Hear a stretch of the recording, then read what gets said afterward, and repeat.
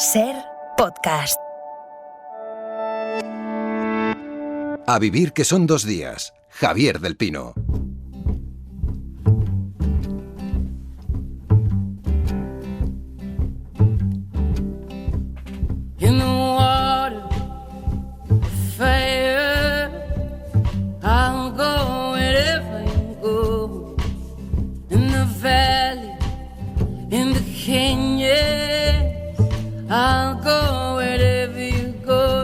Bueno, pues volvemos a las conexiones transoceánicas. Italia, Washington, Carabanchel, en Pera Estupiñán, que es químico, bioquímico y conductor en la 2 del Cazador de Cerebros. ¿Estás en Roma, Pera? Estoy en el norte de Italia, cerca de Milán, cerca del lago de Como. Muy bonito, un poquito más de frío, pero muy bonito. Y en su casa, y es que me encanta poder decir esto, en su casa, en Carabanchel, nuestro doctor en genética y biología molecular, colaborador del País, y afuera del hospital, Javier San Pedro. ¿Cómo estás, Javier? Buenos días. Hola, encantado de estar aquí otra vez. Ya veo que me habéis quitado a Miles Davis, Sic Transit Gloria Mundi, que bajo caen los poderosos. Era un homenaje, tu primer día, pero si te hace sentir mejor, rápidamente lo recupero, ¿eh, Javier? No, también me gusta la balada esa. Oye, has vuelto oficialmente también a tus columnas del País después de toda esta odisea que relatamos la semana pasada. Sí. Habías estado, por tanto, durante meses evitando hablar del COVID, una desintoxicación seguramente premeditada, pero has tenido que volver, Javier. Bueno, he vuelto en plena crisis de Omicron, ¿no? Y resulta muy difícil ahora eludir la cuestión, ¿no? Porque entre la campaña de invierno que suele agravar la epidemia, la preocupación por la gripe, y esta nueva variante de la que todos son incógnitas por el momento, pues estamos en una fase de gran incertidumbre. Sí, que por cierto, pero estaba pensando que estás un poco o relativamente cerca de uno de los grandes epicentros del inicio de la pandemia, ¿recuerdas? Yo no sé cómo se contempla desde allí, o cómo de alarmante es esta variante. Sí, bueno, la alarma... O sea, aquí es verdad, aquí hay dos cosas, ¿no? Yo creo que en los últimos días hemos visto que sí que tenemos que estar alertados, pero no alarmados, que sería un poco viendo cómo esta nueva variante, o sea, que sí que es más contagiosa, y esto es una preocupación, que no parece de momento más patógena, y esto es un poco de tranquilidad, y que todavía no sabemos cuán resistente a las vacunas va a ser. Esto faltarán, yo que sé, unos días o unas semanas para que nos vayan dando resultados. Pero lo que has comentado es interesante de cómo se percibe aquí en la Lombardía. Yo estoy en el norte de Italia, que es claramente el epicentro. Por ejemplo, aquí los índices de vacunación en el norte de Italia son más altos que en el sur, porque yo creo que la memoria de la gente, y eso pasa en España también, de hecho estaba conversando con gente de otros países, donde las zonas donde las primeras olas pegaron menos fuerte, hay más resistencia a la vacunación. O sea, no es, hay un componente experiencial en todo esto. O sea, yo creo que a veces subestimamos que cuando hablamos de... O sea, parece paradójico porque en España la vacunación funciona mejor que en Alemania y se buscan explicaciones, pero el hecho de que a nosotros nos pegó más fuerte, y yo creo que aquí en la Lombardía es un ejemplo, pues la memoria que tenemos hace que la gente esté más cauta, claro. Bueno, también en Alemania hay un amplio porcentaje de la población que rechaza las vacunas, ¿no? No son solo los antivacunas clásicos, que se pueden adscribir a movimientos populistas, más bien a la derecha, como en Estados Unidos, ¿no? Que eran los votantes de Trump los que más rechazaban las vacunas, sino también entre los alternativos, ¿no? Esta izquierda alternativa que desconfía de las empresas farmacéuticas y tiende a caer en teorías de la conspiración, aunque de otro tipo, ¿no? Sí, es curioso cómo los extremos se unen ahí, y los extremos ideológicos. estereotipos, ¿eh?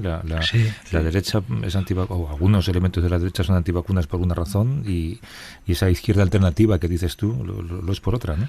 Sí, y entre los dos pues suponen un amplio porcentaje de la población en países como Alemania. En España pues sabemos que el cumplimiento de la vacunación en la población diana alcanza el 90%, o sea aquí el rechazo a las vacunas es un fenómeno prácticamente marginal. Sí. Y aquí en España, ¿no? Déjame dar un número de teléfono, porque tenemos un par de minutos al final de este espacio y alguien quiere consultar con vosotros o buscar vuestra opinión sobre cualquier argumento científico sobre el que tengáis opinión, porque si no la tenéis inmediatamente vais a decir que no queréis responder. 638-855-349 es un número de WhatsApp donde también se puede dejar un mensaje o una nota de voz. 638-855-349. Por cierto, hablando de antivacunas, pero ayer contaba Íñigo el caso de este hombre que se fue a vacunar porque le obligaban en su empresa, creo, pero se puso un brazo de silicona y le pillaron. Yo no sé si luego salió corriendo con el brazo, que es un poco de Mortadelo y Filemón también, ¿no? Pero hay varios casos de estos, creo, por allí, ¿no?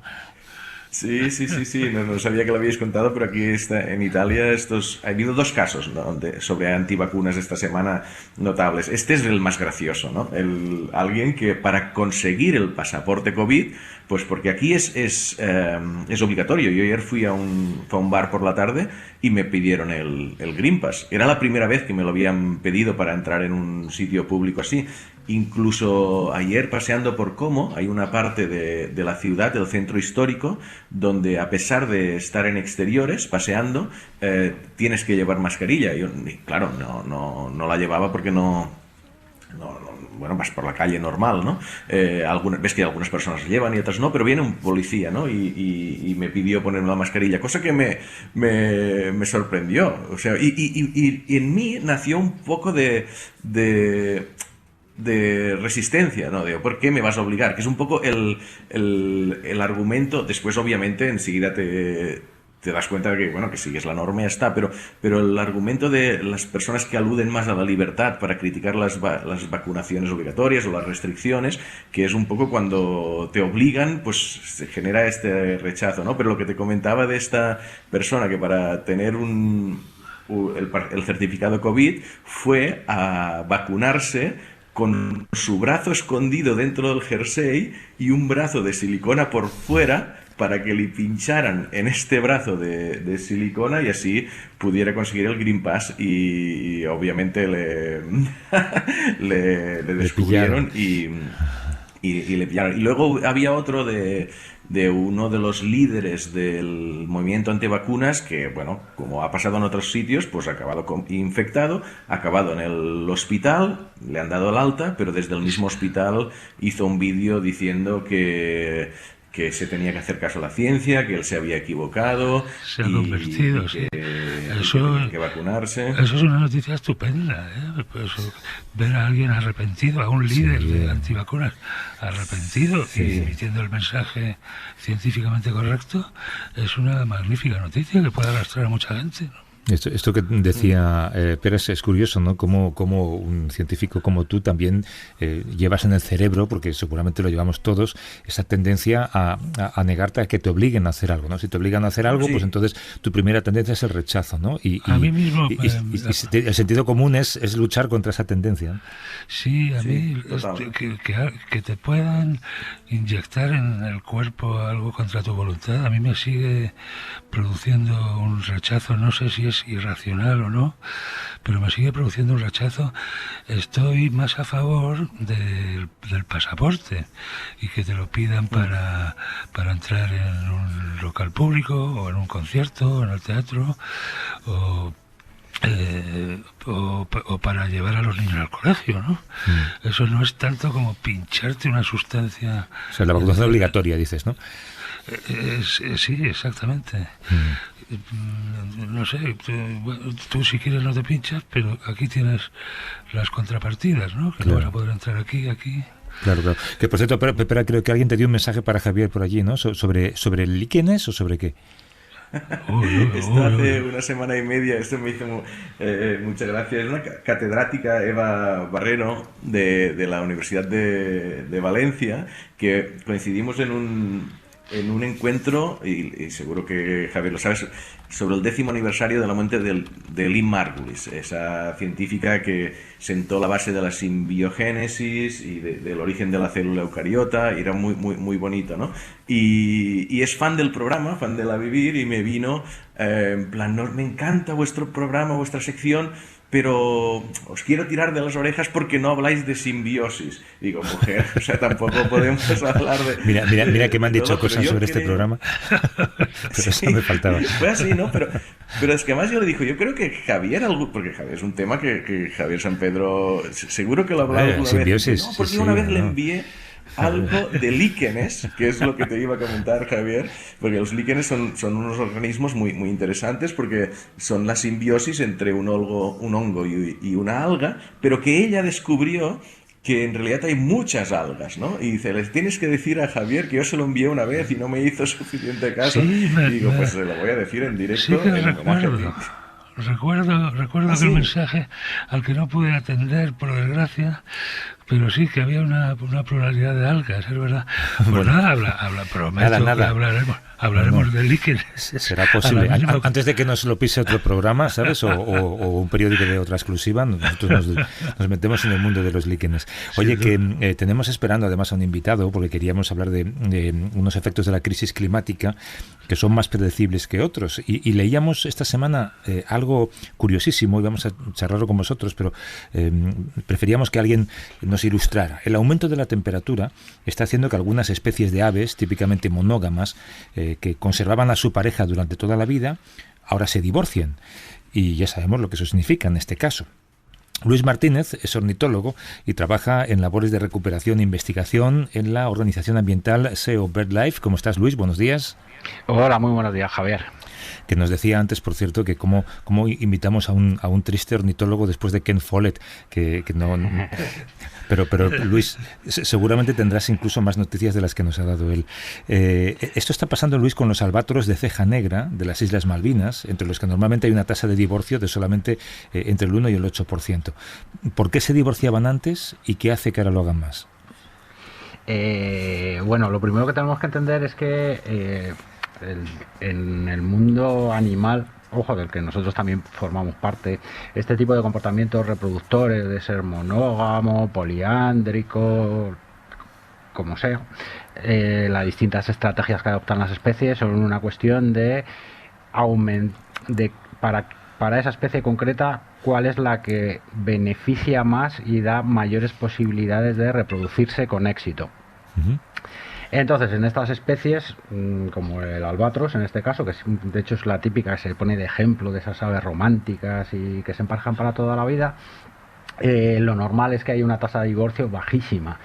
Pero ¿qué ocurre? Que factores estresantes, como exactamente igual que nos pasa a los seres humanos, pueden llevar tensiones, cambios hormonales que favorezcan este cambio de pareja, simplemente por esas situaciones de estrés. Y en este caso un aspecto crítico que observamos en estas especies es el esfuerzo que tienen que hacer para sacar adelante a sus crías, que si no son capaces, por cambios ambientales o por los que sean, en un momento dado, de ver que con su pareja son capaces de sacar adelante a sus crías porque se mueren de hambre, pues al final lo que se produce es aumenta mucho la tasa de divorcio. Claro, pero esto nos da información, supongo, sobre lo rápido o lo preocupante que está siendo el cambio climático, ¿no? Sí, porque además aquí hay que tener en cuenta una cosa: a las aves les sufren el cambio climático exactamente igual que nosotros. Lo que sufren son efectos indirectos. Cualquier persona que está en su casa oye hablar de cambio climático, de que si la temperatura va a subir 1 grado, 2 grados, y puede pensar que dice, bueno, pues pongo más el aire acondicionado en verano, iré más tiempo en mangas de camisa, pero a mí no me afecta. Error, porque indirectamente, por riesgos de inundaciones, de sequías, de carestía de alimentos provocado por esos cambios que están afectando a todos los ecosistemas, es como nos afecta. Y a las aves les ocurre exactamente igual. La temperatura en sí no les afecta tanto directamente, pero todos los cambios ambientales que van asociados al cambio climático son los que tienen efectos potencialmente devastadores. ¿Espera? Sí, no, estaba pensando porque siempre parecía que el comportamiento animal es muy instintivo, ¿no? Es muy casi como programado genéticamente, y siempre se estaba hablando de que las aves tenían esta tendencia monógama. Asumes pues que hay como algunos genes o algunos neurotransmisores o moléculas que les conducen a este comportamiento, pero bueno, por lo que dices, es mucho más adaptable, mucho más flexible de lo que pensábamos, ¿no? Y también te iba a preguntar por la fidelidad, porque claro, una cosa es la monogamia y la otra es la fidelidad, ¿no? Es decir, forman parejas estables, ¿vale? Y cuidan a las crías juntos, pero estos albatros, estas aves que tú estudias, ¿son fieles o no? Esto es el tema favorito de Pera. Aquí es muy interesante porque la única manera que tenemos de saber el grado de fidelidad ha venido de la mano de la genética. De la genética, que es la que nos ha permitido hacer análisis genéticos a las crías que nacen, y ahí es cuando nos llevamos sorpresas de aves que habitualmente la unidad reproductora es una pareja, y estamos descubriendo que dentro de esa unidad de las crías que tienen, pues nos encontramos que el ADN indica que ha habido otros progenitores, aparte de, en este caso, el macho de la pareja. Ojo, porque esto tiene también su importancia, su valor adaptativo tanto para la hembra como los machos. Es el viejo dicho de no pongas todos los huevos en la misma cesta, pues a las aves les ocurre exactamente lo mismo. Entonces tienen cierta flexibilidad en ese aspecto, y en muchos casos las infidelidades son relativamente frecuentes en muchas especies de aves. Javier. ¿Y hay alguna relación entre el aumento del índice de divorcio y la formación de poblaciones relativamente aisladas en un proceso de especiación? Te lo pregunto porque creo que tenéis evidencias de que el canto en las aves canoras, los patrones de canto varían cuando un individuo sale de su población. Sí, en este caso concreto, el de que no tiene nada que ver con los albatros, lo que ocurre, por ejemplo, que es ahora un centro de investigación, un foco de atracción de investigación, lo estamos viendo con las aves que se han adaptado a vivir en medio urbano. En medio urbano, para las aves canoras, que la mayoría de especies que tenemos en nuestras ciudades, los machos encuentran su pareja, o las hembras se van a fijar en cómo cantan los machos, y por lo tanto tienen que ser capaces de escucharlos. Lo que nos encontramos es que como las ciudades son medios enormemente ruidosos, los machos de estas especies han tenido que cambiar su canto o su comportamiento de canto para adaptarse a ese nuevo medio, y cantan de forma bastante diferente a como cantan los machos que viven a lo mejor a 10 kilómetros, que siguen habitando en ecosistemas naturales, por así decirlo, menos ruidosos. Entonces es muy interesante porque como el tipo de canto también se hereda y se aprende, y es muy importante de cara a la selección de tu pareja. Puede ocurrir que, como bien comentabas, efectivamente, que las hembras que han nacido en la ciudad solo quieran machos que cantan urbanitas, sí. Efectivamente. Y aquí puede producirse una divergencia genética, que dos poblaciones que antiguamente eran idénticas, de repente se empiezan a separar, ya no hay ese flujo genético de carboneros de bosque a carboneros que viven en parques urbanos, y eso puede conllevar a que efectivamente mutaciones que aparecen en una o en otra no se transfieran, no fluyan entre ambas, y de esa manera podría derivar efectivamente en una incipiente especiación, ¿no? Claro, de aparición de poblaciones diferenciadas genéticamente. Luis Martínez, que es ornitólogo e investigador en la organización ambiental SEO BirdLife. Mil gracias por la conversación, Luis. Un abrazo. Nada, a vosotros. Hasta luego. Como siempre, no nos han quedado minutos para preguntas, pero que sepas, Javier, que más que preguntas hay un montón de mensajes de ánimo. Incluso hay alguien que pide tu cuenta corriente para hacer una transferencia por algo que dijiste la semana pasada, pero sobre todo mucho mensaje de ánimo, como siempre. Pues Javier Samper. Muchas gracias a todos. Pipera Estupiñán. Un abrazo, cuidaos mucho. Hasta luego. Y abrazos.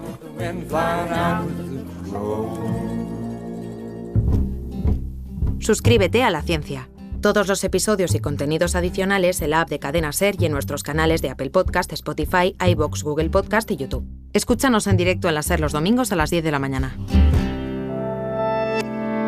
Cadena SER. La radio.